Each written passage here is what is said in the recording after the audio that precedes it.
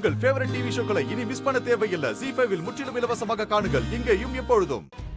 Honeymoon போறியா? ஆமா, அம்மா போக சொல்றாங்கக்கா. முதல்ல வேண்டான்னு நினைச்சேன்.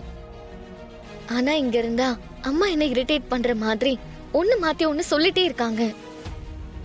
அதுல இருந்து எஸ்கேப் ஆகி சில நாள் நிம்மதியா இருக்கலாம்னு நினைச்சேன். அப்படின்னா நீ விரும்பி ஹனிமூன் போகல, அப்படிதானே?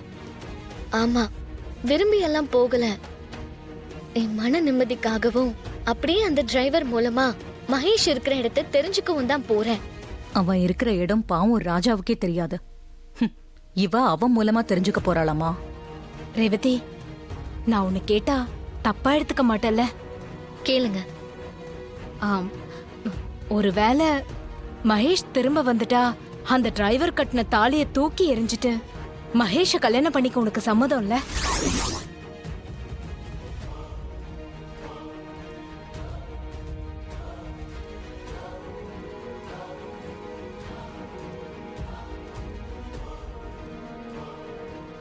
என்ன ரேவதி, அமைதியாயிட்ட? நான் கேட்ட கேள்விக்கு பதிலே சொல்லலையே. என்ன பொறுத்த வரைக்கும் பொண்ணுங்க வாழ்க்கையில ஒரு தடவை தான் கழுத்துல தாலி ஏறும். சரியோ தப்போ, எனக்கு அது ஒரு முறை நடந்துருச்சு. இனிமே அதை கழட்டி போட்டுட்டு இன்னொரு தாலியை கட்டிக்க என் மனசு இடம் கொடுக்காது.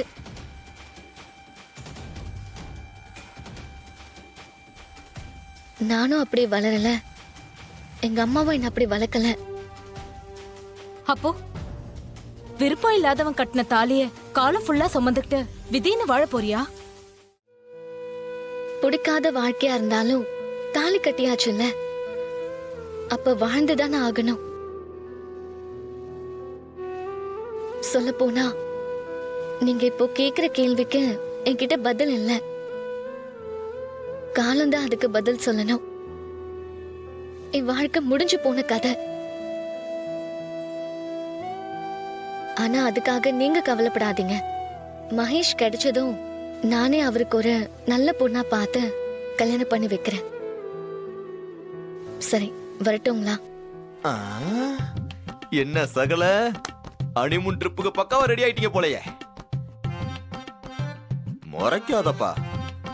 கல்யாணம் ஹனிமூன்லாம் வாழ்க்கையில ஒரே ஒரு முறை தான் வர்றது.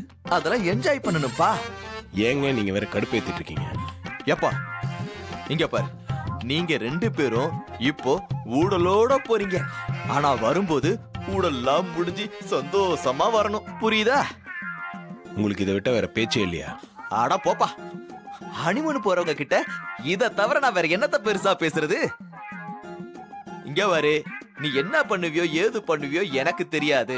இப்ப எப்படி ரேவதி உன்ன வேணாம் வேணான்ற மூடுல ஹனிமூனுக்கு வருதோ, திரும்ப வரும்போது மாமா மாமான்னு மூச்சுக்கு 300 தடவை உன்னை கூப்பிடுற மாதிரி நீ ஏதாவது பண்ணி அவ மனசுல இடம் பிடிக்கணும். ஓகே? எந்த பிரச்சனையும் ஆகாம திரும்ப வந்தாலே போதும் இருக்கு. என்ன மாப்பிள்ள, கிளம்பியாச்சா? இந்தாங்க, இதை பிடிங்க. இல்ல வேண்டாம் மாமா, என்கிட்ட இருக்கு. மாப்பிள்ள, நீங்க வெளியூர் போறீங்க, நிறைய செலவு இருக்கும், இதை வச்சுக்கோங்க. வாங்கிக்கப்பா, வாங்கிக்க. வச்சுக்கோங்க மாப்பிள்ள. கொடுக்குறாருல, வாங்கிக்க. தேங்க்ஸ் மாமா. மாப்பிள்ள, உங்களுக்கு தெரியாத ஒண்ணும் இல்ல, ரேவதி இன்னும் உங்க மேல கோபமா தான் இருக்கா.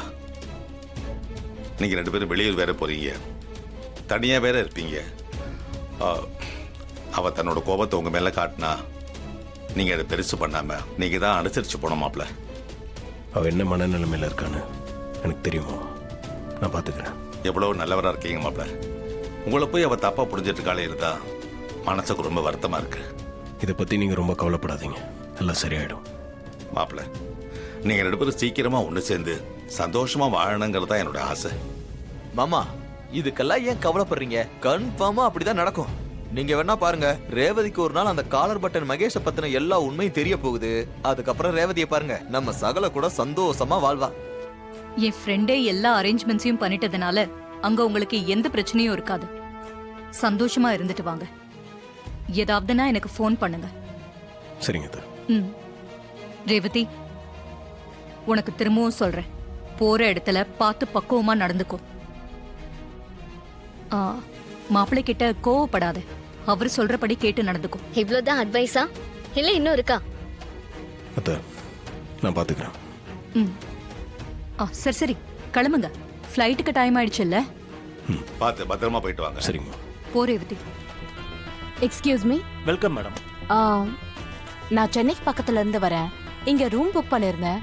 Room number 1005. ஒரு நிமிஷம் மேடம். புக் ஆயிருக்கு மேடம். கோபி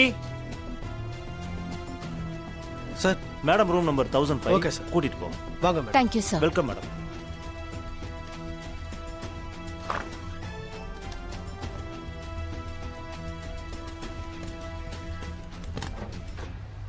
மேடம், ஏதாவது ஹெல்ப் வேணும்னா கூப்பிடுங்க மேடம். Thank you madam. ஓகே.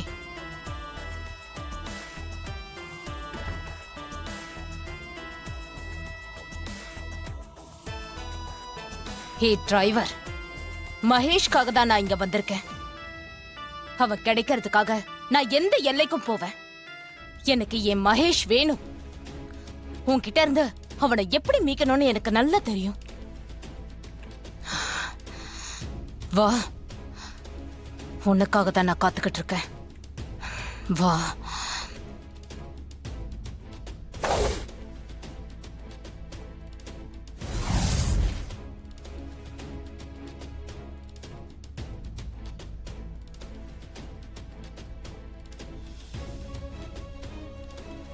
என்ன இதெல்லாம் உன்னோட ஏற்பாடு தானா? இங்க வர்றதுக்கு முன்னாடியே உன் ஏற்பாடு ஆரம்பிச்சிட்டியா? எதுக்கு எடுத்தாலும் என்னையே சந்தேகப்படுவியா? இதெல்லாம் நானும் அரேஞ்ச் பண்ணேன். இதுக்கும் எனக்கும் எந்த சம்மந்தமும் இல்லை. நான் எதுக்கு இந்த ஏற்பாடுலாம் செய்ய போறேன்? அப்ப ஹோட்டல்காரங்களே இதெல்லாம் செஞ்சுட்டாங்களா? எனக்கு எப்படி தெரியும்? அவங்க தான் பண்ணியிருக்கணும். எல்லாம் தெரிஞ்சவ மாதிரியே பேசுற. ஹோட்டல்ல இதெல்லாம் செய்வாங்கன்னு சொல்ல வரியா? இதெல்லாம் நம்மள கேட்டுட்டு காசு கொடுத்தாதான் செய்வாங்க.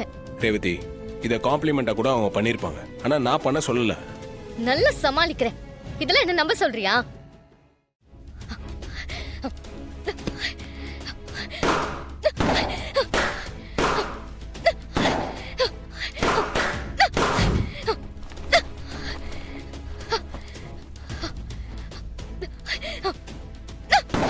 ரேவதி, ஏன் இப்படி நடந்துக்கிற? வந்த இடத்துல ஏன் இப்படி சீன் கிரியேட் பண்ற? யாரு? நானும் சீன் கிரியேட் பண்றது நீ? நம்ம என்ன ஹனிமூன் கொண்டாடவா வந்திருக்கோம்? வேண்டா வெறுப்பா தானே உன் கூட வந்திருக்கேன். என்னை இரிட்டேட் பண்ற மாதிரி டெக்கரேஷன் எல்லாம் செஞ்சு சீன் கிரியேட் பண்ணி வச்சிருக்கிறது நீ. இதெல்லாம் பார்த்தாலே எனக்கு எரிச்சலா இருக்கு. எனக்கும் இதுக்கும் எந்த சம்பந்தமும் இல்லைன்னு சொல்றேன்ல, அதையே நீ புரிஞ்சுக்கவே மாட்டேங்கிற. 4 நாள் நிம்மதியா இருக்கலாம்னு வந்தா வந்த உடனே டென்ஷன் பண்ணிட்டு இருக்க. ஆமா, நம்ம 2 பேரும் இந்த ரூம்ல தான் தங்கணுமா? ரேவதி, உன் நிம்மதியை கெடுக்கிறதுக்காக நான் இங்க வரல. நான் ரிசப்ஷன்ல போய் வேற ரூம் இருக்கான்னு கேட்டு நான் அங்க தங்கிக்கிறேன். முதல்ல அதை செய் போ. ஜீ5 ஆப்பை டவுன்லோட் செய்து அனைத்து எபிசோடுகளையும் இலவசமாக பாருங்க.